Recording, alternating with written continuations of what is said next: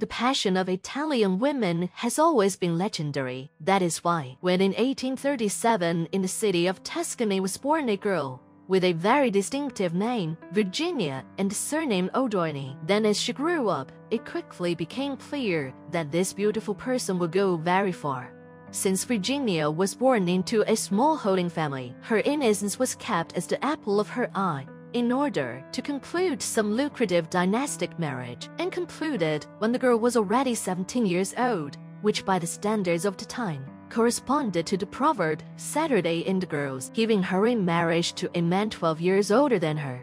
At first, the couple lived happily in marriage, despite the fact that at that time Italy was a group of disparate principalities and the country was just waiting for its unification. And that's why Virginia's cousin, who by then had become Countess Castiglione, came up with a wonderful idea: a beautiful woman should, by all means, seduce Napoleon III, who, according to the relatives' plan, and should have helped in the unification of the state. And she did seduce him with the tacit approval of her husband, and really did a lot for the benefit of her own country, having endured many bad battles for the sake of complete victory, and so zealously fought noble Italian beauty that Napoleon III allocated his best parts to unite the peninsula under one command.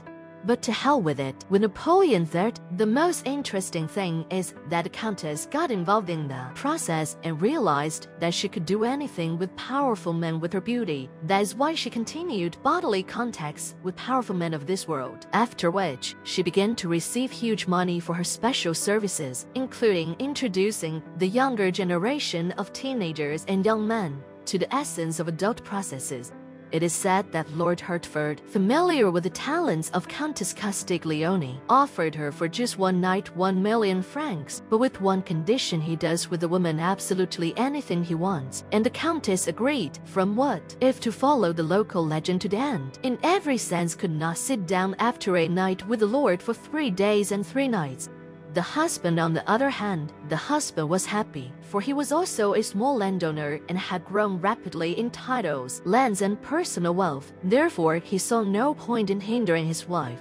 Peggy Guggenheim is a true legend of the early 20th century. Peggy was the daughter of the wealthy industrialist Benjamin Guggenheim. Due to the death of her father, died on the Titanic, on her very early fell fabulous wealth, from which until his death on December 23rd, 1979, Mrs. Peggy lived to the fullest.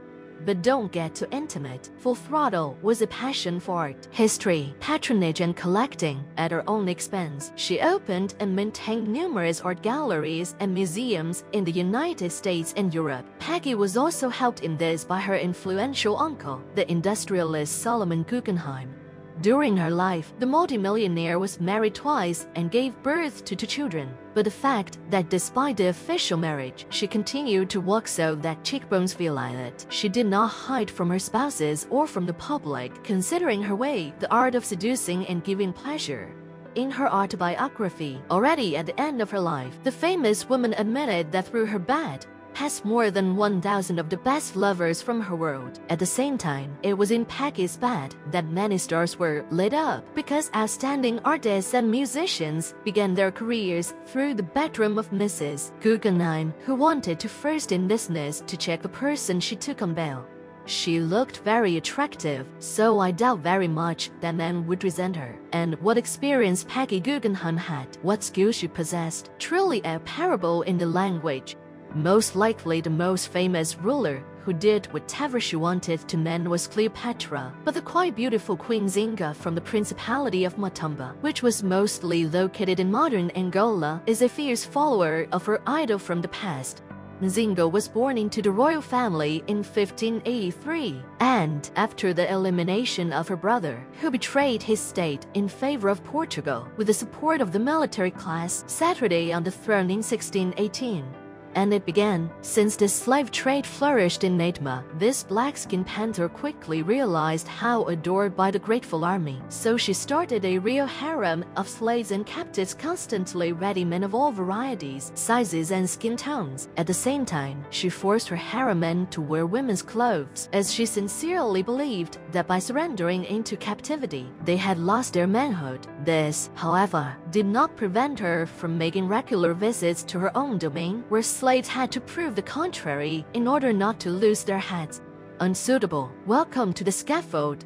In 1701, Philip V of Spain sealed his life by marriage to Maria Louisa of Savoy, and it would seem a very worthy couple, which will lead Spain to prosperity, and indeed led, but in the bad sphere of life, there were significant problems.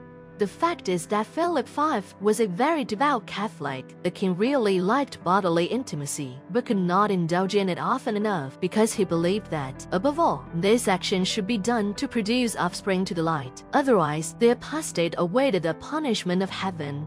But Mary Louise of Savoy, on the contrary, was a woman of very free views and a huge level of libido.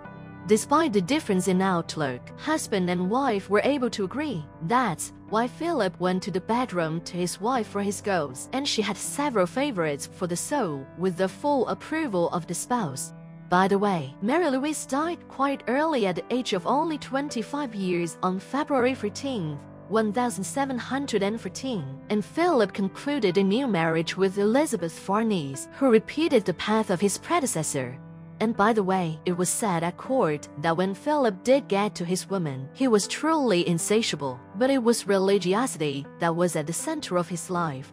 Closes our list of American actresses of the early 20th century Tallulah Bankhead. At the age of 15, the girl began to act in silent movies, and even then had such a high level of libido that without hesitation seduced all the attractive actors of the time. At the same time, studied Tallulah in the girls' school at the convent, which did not prevent her from experimenting with the same girls during the night awake.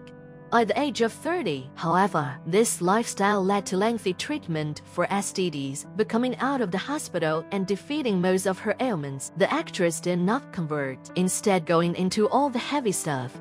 Entire books have been written about Tallulah. Some of them are documentaries and some of them are fiction. Frankly speaking, in these books, the American actress is far ahead of the book Frenchwoman Emmanuel as the number of contacts and the rigor of experiments.